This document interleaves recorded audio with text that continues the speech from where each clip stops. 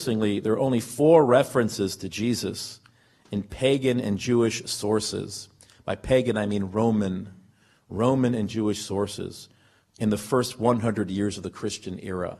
From the year 33 to 133, there are only 4 references to Jesus in Roman and Jewish sources. In other words, outside Christian sources. One of them is by the Roman historian Tacitus in his Annals around 116 of the Common Era. And he simply repeated what some of the Christians at that place were saying about Jesus. The other one is by Pliny the Younger, a Roman official around 110 of the Common Era, writing to the Emperor Trajan as to how to deal with Christians in his province. Then you have 2 passages from Josephus, the Jewish philosopher, around 95 of the Common Era in his Antiquities. One is a very, very quick reference to Christ, where he's actually describing James, the brother of Jesus. He says, James, whose brother was called Christ. The other reference by Josephus is called the Testimonium Flavinium, the testimony of Josephus, which describes Jesus as the Christ and how he died and then was resurrected. This is a total fabrication to the Antiquities by admission of almost all Christian scholars.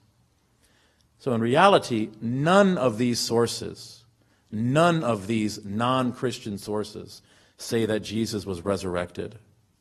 So by default, historians use the New Testament Gospels. This is all we have from the first century.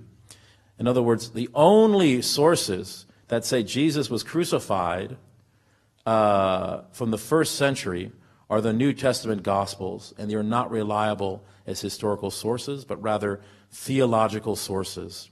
You know, it's interesting, there was a preacher called Apollonius of Tyana. He's a contemporary with Jesus. He lived in a different country, though. He died around 100. He was like from 15 to 100 of the Common Era. And he performed miracles and things like that. And he was also seen by his disciples after his death.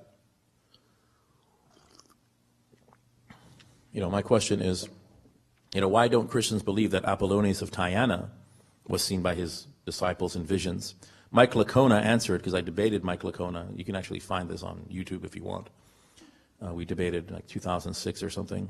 He said, those accounts about Apollonius of Tyana, he said they're late, they're not eyewitness accounts, and they're all biased.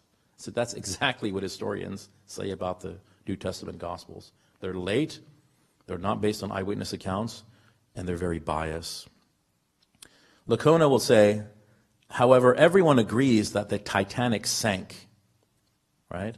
There's only differences in the peripherals. In other words, everyone believes Jesus was killed and resurrected. There's a little bit difference of opinion on sort of, side issues.